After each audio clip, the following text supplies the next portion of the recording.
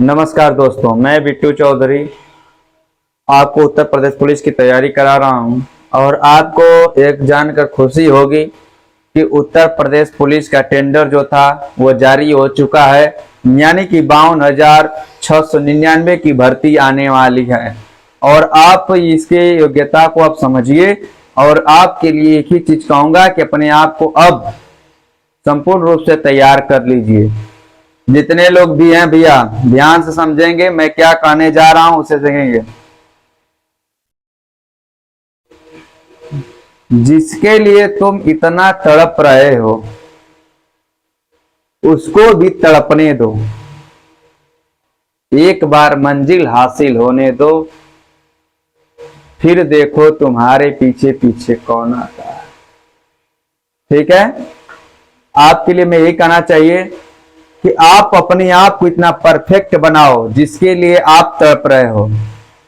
एक दिन ऐसा समय आए कि वो आपकी डीपी देखने के लिए तरस जाए। ठीक है, तो मैं आपसे यही कहना चाहूंगा, आज आपके माननीय योगी आदित्यनाथ जी ने, जो हमारे सीएम जी हैं, इन्होंने बताया, माननीय मुख्यमंत्री श्री योगी आदित्यनाथ जी ने नौजवानों के लिए एक सौगात दिया है, आपके लिए एक अवसर दिया है कि 52,699 की वैकेंसी आने वाली है। आपकी यह घोषणा अगस्त में की गई है, आपको जल्द ही 2023 में यह वैकेंसी देखने को मिलेगी और ये वैकेंसी आपकी आने वाली है। तो मैं इसको बताऊंगा आपको कि आपकी जितनी वैकेंसी आने वाली इसमें कौन सा कितने योग्यता रखता है। सबसे पहले देखिए जो इसकी योग्यता क्या है।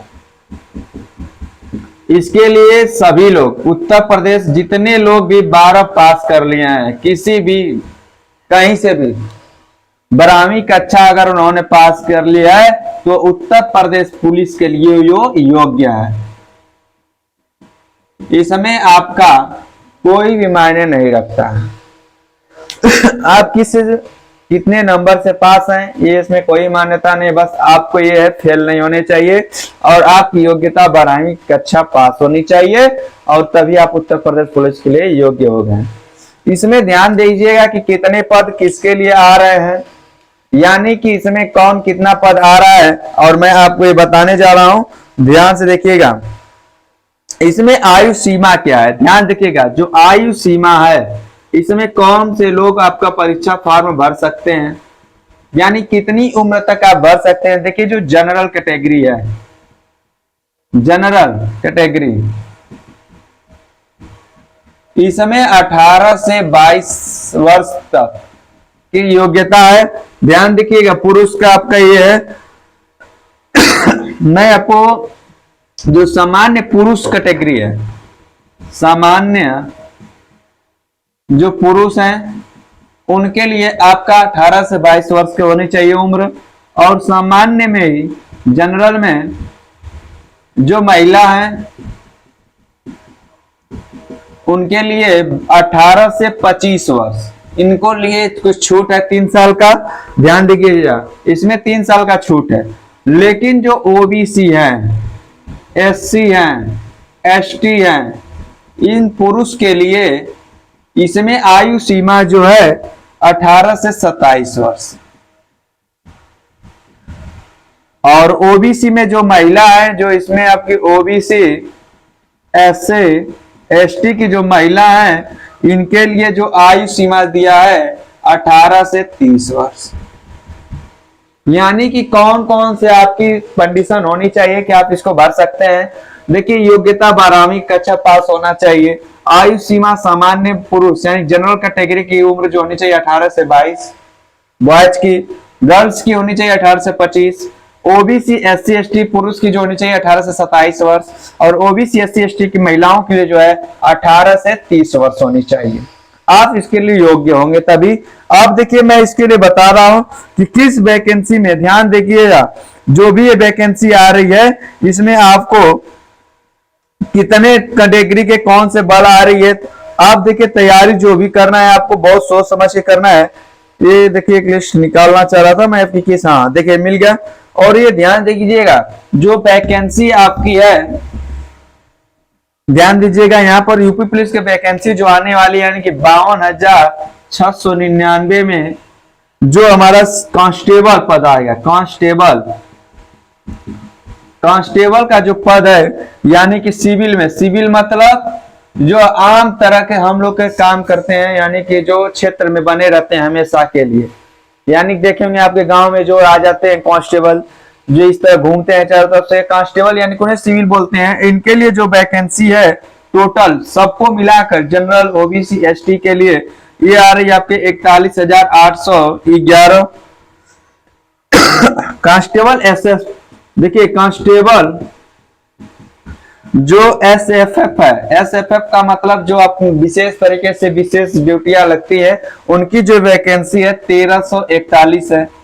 और जो पीएससी कांस्टेबल होते हैं, जो पीएससी कहते हैं ना, पीएससी हैं, पीएससी कांस्टेबल जो विशेष तौर से इनका प्रयोग किया जाता है, जिस प्रकार से पीएससी हमारी जो होती है पुलिस आर्म कांस्टेबल यानी पुलिस जो होती है एक रिजर्व पुलिस होती है। रिजर्व पुलिस मतलब कहीं हो गया आपका अचानक दंगा हो गया, कोई विशेष अशांति का प्रभाव हो गया, वहां पर जो वैकेंसी आती है पीएससी बोलते हैं उन्हें।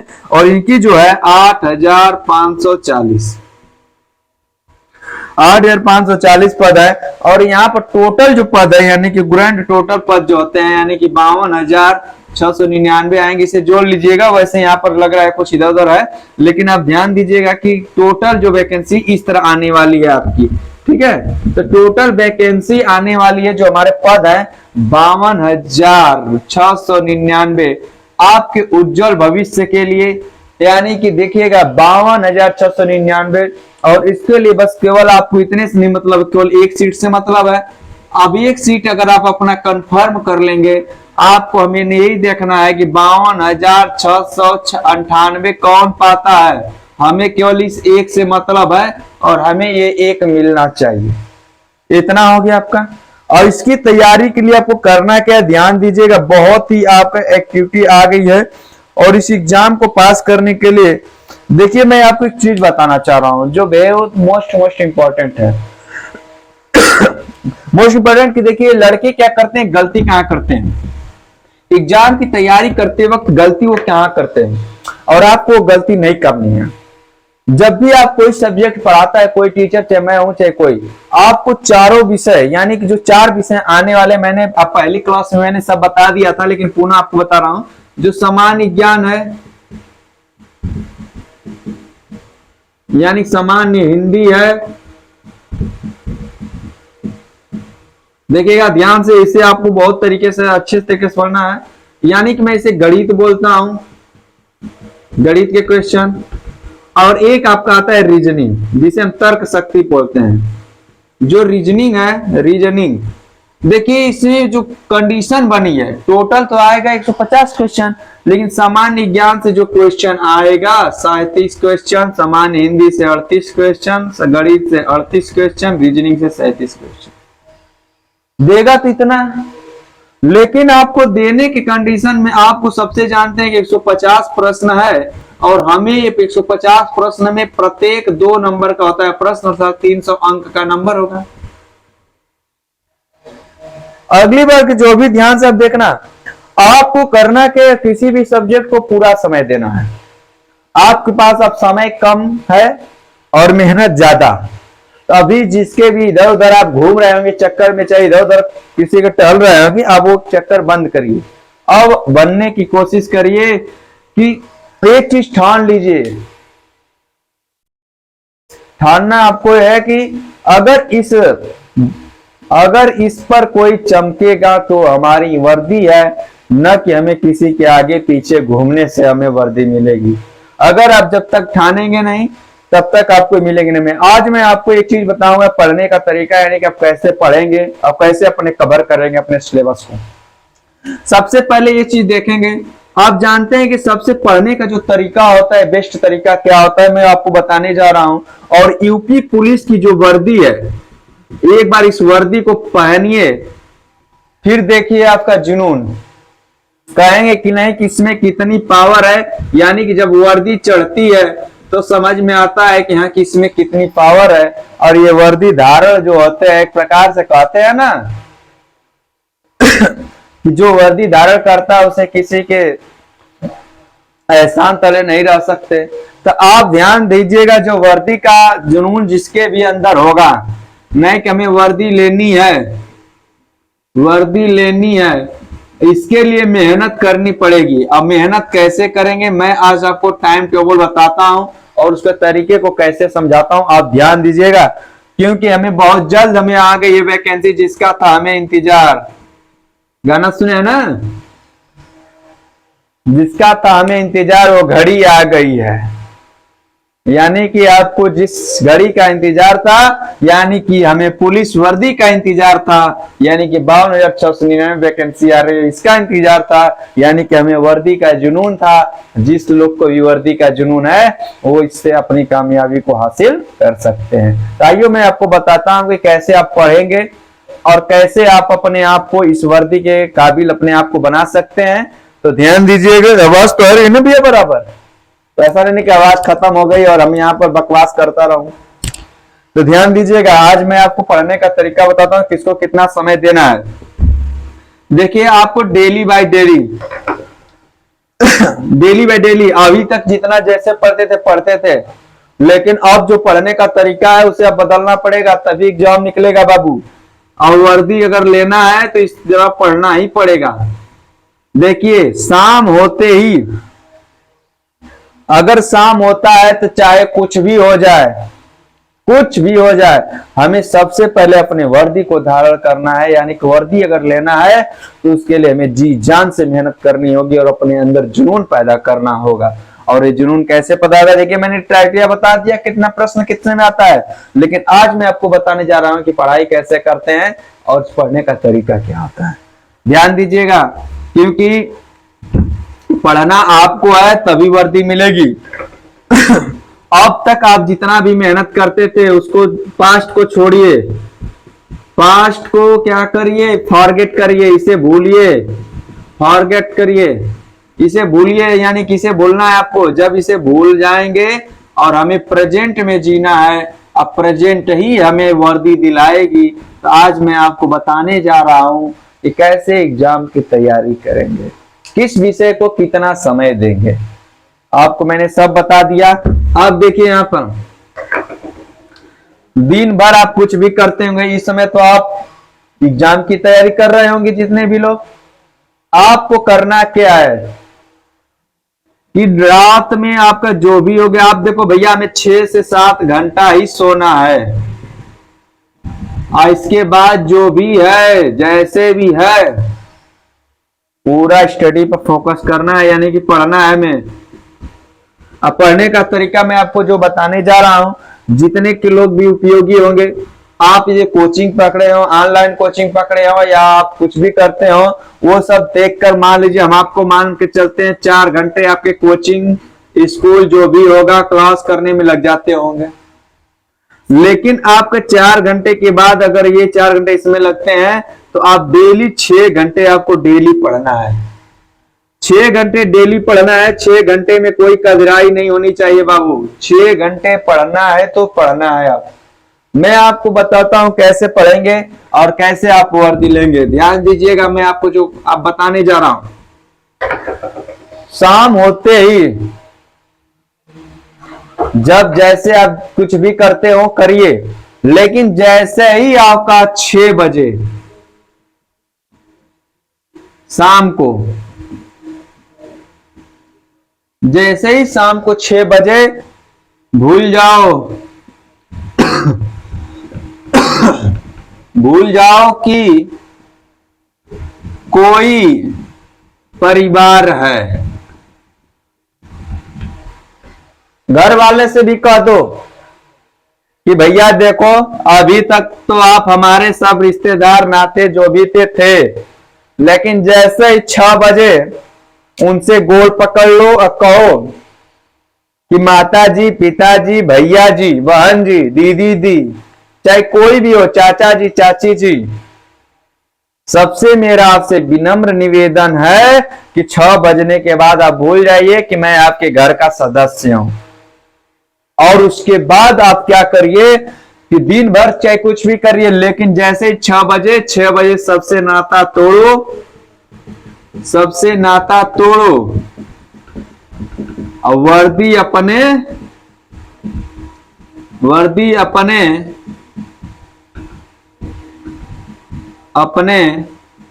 पर, यानी अब देखिए वर्दी अपने शरीर पर चढ़ाओ। ठीक है, सबसे देखो 6 बजते ही सबसे नाता तोड़ो, वर्दी अपने शरीर पर चढ़ाओ। ये मान लो मेरा एक तरीका है, आपको बता रहा हूं पढ़ने का।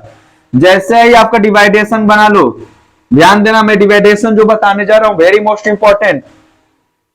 6 से लेकर 10 बजे तक आपको एक कंटिन्यू पढ़ना है, कंटिन्यू पढ़ना है। अगर कुछ खाना है तो इसके पहले ही खा लो। अगर इतना बैठकर आपको पढ़ना है, बीच में 5 मिनट, 2 मिनट, 10 मिनट, अधिकतम 10 मिनट, न्यूनतम 2 मिनट का रेस्ट लो। इसमें जो आपका कंडीशन है सब विषय पर बराबर ध्यान दो। मान लो 1 घंटा, ये 7 हो गया, 7 से 8 हो गया, 8 से 9 हो गया, 9 से आपका 10 हो गया। सब विषय को हमें इंपॉर्टेंस देना, ये नहीं कि एक ही विषय पर। अगर हिंदी सही है तो हिंदी पर कम समय दो, जीएस अधिक है तो जीएस पर, यानी कि जीके जीएस है तो आपका क्या करना है, इस पर अधिक समय दो। आपका मैथ है तो मैथ पर भी अधिक समय दो, रीजनिंग है रीजनिंग पर समय दो। इतना आपको तो ये करना ही पड़ेगा। अब प्लस खाना है, अगर खा कर तो हल्का खाना खाओ, यानी कि 10 से 30 तक आप खाना आधा घंटा में खा लो। और 1.5 घंटे जो बचते हैं, 1.5 घंटे आपके जो भी बच रहे हैं, अब या तो दिन में, यानी कि आप भोर में पढ़ने के आदी हो तो ठीक। अगर कितने लोग को खाना खाने के बाद नींद आती है, जिसको नींद आती है भोर में जगने के बाद जो घटना है, अब ध्यान देखना, सुबह पढ़ना, सुबह या रात में ही पढ़ना है, रात में। उसके बाद जितना भी पढ़े उतने का रिवीजन करो। ये सबसे मोस्ट इंपॉर्टेंट है। मेहनत आप कितना कर रही हो मायने नहीं रखता है, उसका रिवीजन मायने रखता है। ये जो बचता है 2 घंटे, 1.5 घंटे, चाहे आपका 1.5 घंटे में मान लेता हूं, इतने में जितना ये सब पढ़े हैं उतने का क्या करो, रिवीजन करो डेली बाय डेली। अब अगर वर्दी पानी है तो अब मेहनत करनी पड़ेगी। ठीक है, ये आपका पूरा मैंने बता दिया। और आपको कैसे मेहनत करनी है, देखो भैया 6 बजते हैं, हम भूल गए कि हमारे इतना कौन है, अब मैं नहीं जानता किसी को, मोबाइल करो स्विच ऑफ। अगर ऑनलाइन तैयारी कर भी रहे होगे तो अभी आप क्या करो, वीडियो देख रहे हो, वीडियो देख लो भाई। किसी का मेरा वीडियो जा रहा है, इसमें देखिएगा सबसे पहले इंपॉर्टेंट, मैं जितनी भी वीडियो अगर डालता हूं तो आपके सिलेबस के अनुरूप ही डालता हूं। आप डेली सिलेबस को देखिए, वीडियो को देखिए, जिससे मैं आपको अचीव कर पाऊं। तो देखो एक कहावत है ना कि जब तक तोड़ेंगे नहीं तब तक मानेंगे नहीं। आप देखिए जान ही रहे हैं। तो अपने आप को देखो, वर्दी अगर धारण करना है बाबू, इससे बेहतर मौका नहीं मिलेगा आपको। ठीक है, तो मैं आपके पूरे सिलेबस टेंडर अभी आ चुका, आपके सब कुछ सिलेबस के बारे में बता दिया। और आपका जो भी है तो उनको भेजना। और क्या है कि देखो आज मैं आपका ये पूरा सिलेबस समझाया, और आगे की क्लास जो भी मैं पढ़ा रहा हूं उसे डेली बाय डेली देखते रहिए। जय हिंद, जय भारत।